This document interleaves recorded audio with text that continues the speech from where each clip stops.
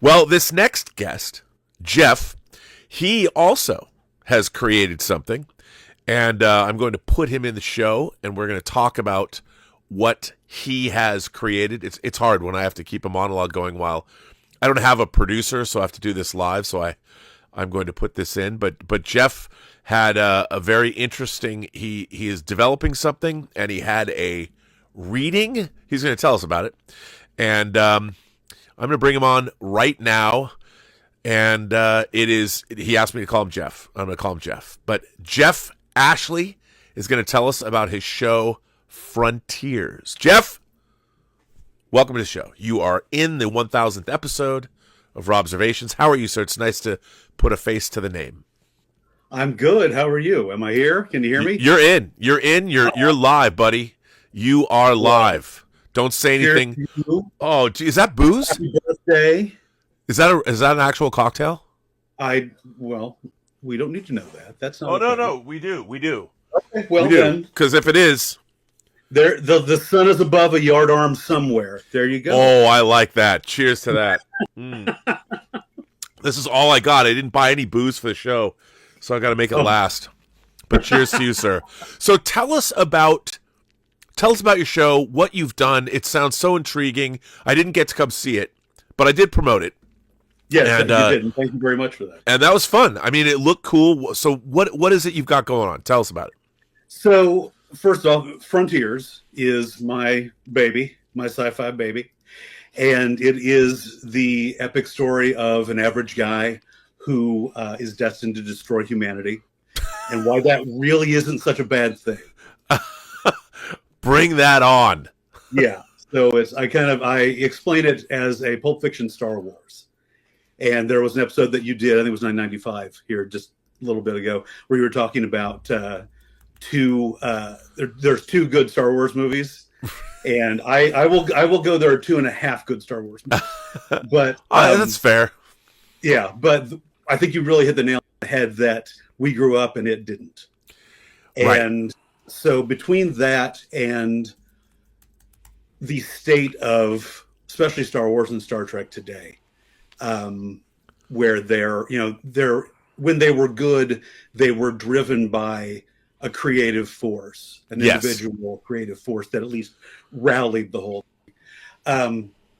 And now that they've gone corporate, I think that's been lost, and I think that's part of what's going on with how it's just drifting into crap, basically. Yeah, well, it can't. I mean, if creativity is controlled by corporate interests, and I don't look, I have no problem with corporations running things, but by definition, when they're controlled by the shareholders or Wall Street, the product that they're making takes a back seat to profits and all of that. Yeah. And corporations don't know fuck all about storytelling. It's not part of their purview, and they look at things that are based out of the creative impulse. Storytelling cannot be constrained by a corporate spreadsheet.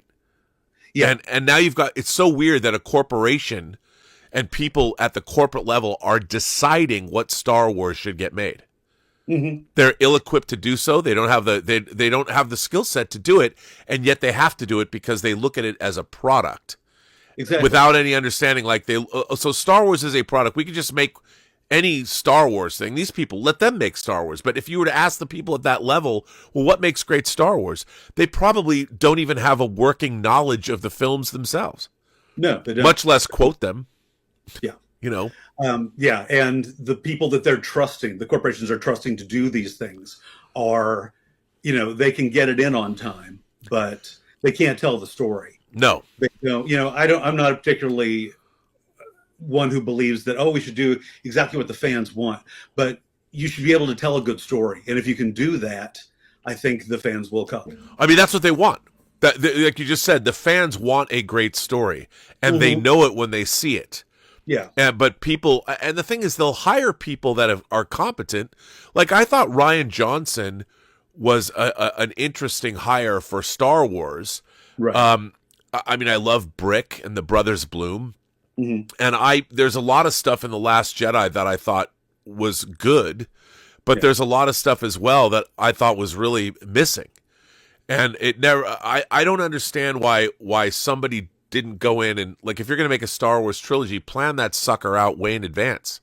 Exactly. Like, have your scripts. If you're making a TV show, like a streaming series, you know, people are writing that stuff in advance so they can drop all at once. They have to make sure that the story's great. I mean, you're working on your project on True Noir that I'm doing now. The strength of it is Max Allan Collins' script.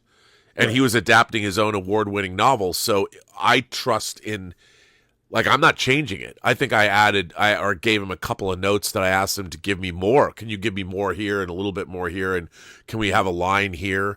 But I knew that I was getting something from a world-class writer that was good. And that's how it should be. And where I don't understand how a corporation doesn't know that. A corporation should know that the backbone of anything, if we're going to make a story that we want people to love, yeah, but they don't know how to do it. They assume that the people they're hiring do. And that's not necessarily the case. And then they change those people because they lose confidence because, you know, the first movie doesn't make enough money. Yep. And then the second movie, people have a problem with that. So they change course again. And it's just, you know, a big freaking mess. And I got tired of the issues and everybody being upset with everything. And to me, Star Wars, Star Trek, all these things were about moving forward. And then you get prequels and things like that. And I thought, screw it. I just want to create a story that I want to tell. It doesn't have to have the baggage. It doesn't have to, you know, you're enjoying the canon as you go along because you're starting from scratch. You're starting from the ground floor. And so this is, I always, when I was growing up, when I was a kid, I always wanted to be Han Solo and Captain Kirk, but I also wanted to be George Lucas and Gene Roddenberry. Yeah, of course. And that's the great thing about writing is that you kind of get to be all those things. So what do you hope to achieve with your project Frontiers? What's the plan? What would you, if in a perfect world, where do you see it going? And tell us more about that. So the plan right now is I'm developed it originally as a TV series. I'm also parallel developing it as a graphic novel series. So I've just started into that. I've got a really great artist that I'm working with. We're doing the character studies and development right now. And the first step is going to be putting together a submission for publishers to go out and try to get that set up. If that doesn't work, I will do it myself because to me, I want to tell the story. Right. Sure. I don't care how that's done. Obviously, if you can do it in the structure with a publisher, I think you're better off as far as being able to have the reach you want to have. But if I got to go door to door, I'll do that too. Right. Right.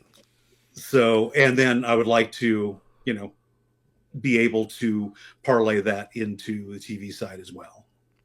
Yeah, and nowadays the landscape is changing. I was watching something about how TV shows, there's a lot of producers that are starting to look at TV shows as indie productions because it's so difficult to crack into that world, to be part of that network or get on a streaming series.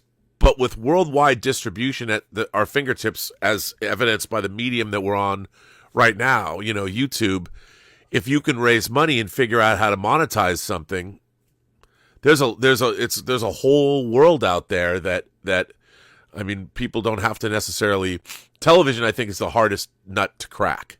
To get into TV, it's really difficult. You have to really do something to show that you belong there because it's a very exclusive club that is not easy to get a membership card into.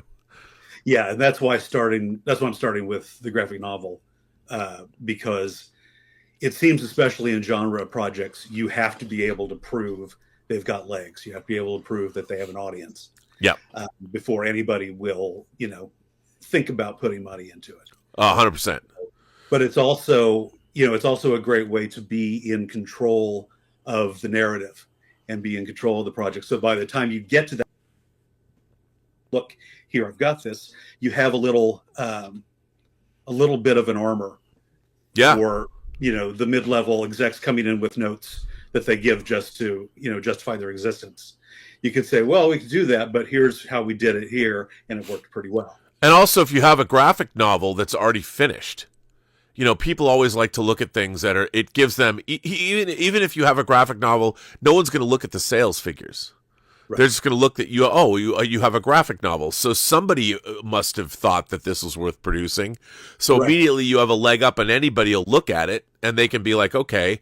I mean, I think about, again, I look at people like Young Ripa, Eric July, who did the Ripaverse. He spent $100,000 of his own money, made a 96-page graphic novel. Then he crowdfunded it, and got people to buy it. He made millions of dollars and selling his product that he created himself. And now he's got a whole universe that he's building. And I look at that. I mean, whatever you think of him or his politics, I admire what he did. And he created a thing that didn't exist. He had a vision for his Ripaverse universe. He's got creators involved, and he went out and made it happen on his own terms.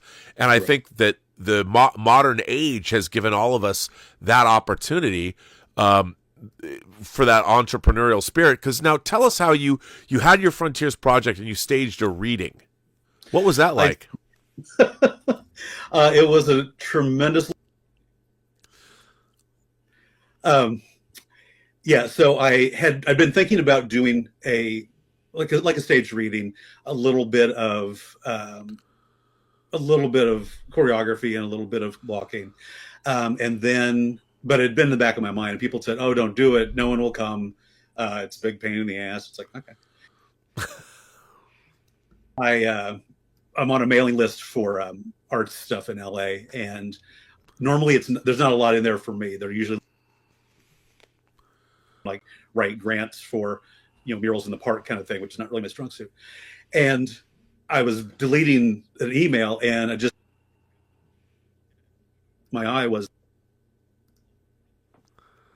And Fringe Fest, as whether people know or don't know, but they have it's a theater series, yearly theater cities around the world. There's Edinburgh, there's New York, there's LA. They're all over. And I used to, for about 20 years, I managed. Oh, okay. I was somewhat familiar with the Fringe Fest concept, and so I thought, and so I looked into it a little bit more, and to do my pilot as a live stage show that was kind of a hybrid between stage reading. And I did it, as far as producing, directing, all this, I did it all myself. So it was a lot of for about 4 months, and had some great actors, Devin Brown, and do this, Elise Cantor, and Todd Duffy, who was a friend of mine who was in Office Space. He's the guy that works with Jennifer. Yeah. Get a room, you got. There was some narration and stuff. I thought, well, I'll do the narration. Not a big deal. And then there was one more character. It's like, well, I could do that character. And damn thing too, which I would not do again because I'd never theater wise. We packed the house, and I learned a lot of things not to do myself in it, but I wanted to get it out there.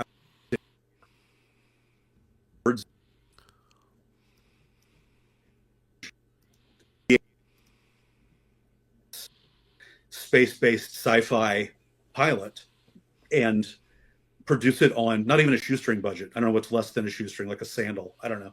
Yeah. And get it out there in a way that an audience could understand. So there was a lot of sort of audiovisual, projecting images and things to try and say, this is what we're talking about. This is where we are. And there was audience participation. I was, getting them involved and talking to them and telling them when to cheer, when to boo, and things like this. And people walked out of there and just like really just energized and jazzed. And it was a lot of like, I've never seen anything like that.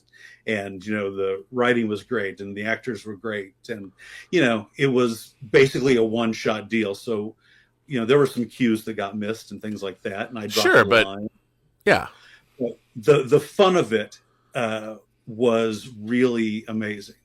And the show itself is very darkly comic. It probably doesn't come through, but I'm a very sarcastic person.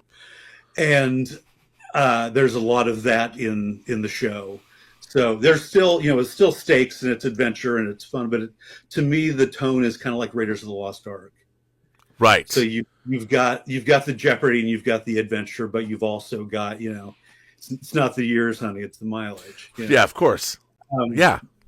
And doing it in that format and getting the audience invested in that way really sort of brought through the spirit of it. So that was really, I felt that was a triumph, to have. That's great. That happy.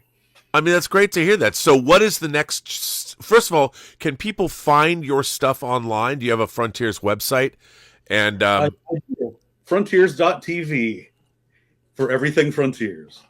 But what's the next step for you? What are you going to do next to get it going? Right now we're doing, I'm going to focus on the graphic novel aspect of it.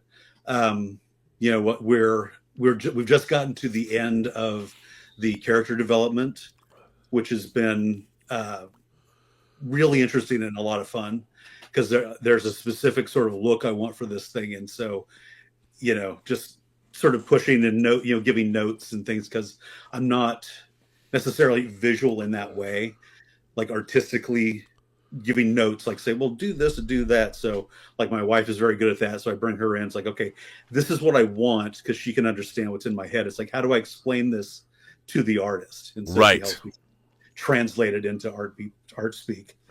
But so we're to the end of the character design right now. And we're going to get into the actual, designing. We're going to do like the first 10 to 12 pages for the submission. And so the pilot opens up as a sort of a musical homage to like the MGM Technicolor musicals of the 50s. Right. So translating that into something that is the equivalent of that on paper has been a lot of fun too, and that's our next step. That's great. Well, listen, Geoff, I've got to. We've moved on to the next guest. Trying to keep this going, but this has been great to talk to you. Congratulations on your project, I want to thank you for reaching out to coming on to this show. So everyone, go to frontiers.tv. And go like and follow and subscribe stuff. Join the mailing list. It's all there at the bottom of the page. I appreciate it, because we grow the numbers. That only helps us get this thing done, because that's what people look for these days, is follows and hits. And oh yeah, well, congratulations for putting yourself out there and doing something. Thank you. That's amazing. Thank you for the opportunity. Yeah, fantastic. All right, it's great to have you here, and thanks for joining us on this momentous episode. So looking forward to the rest of the show, man. Yeah, it'll be interesting to see how this goes.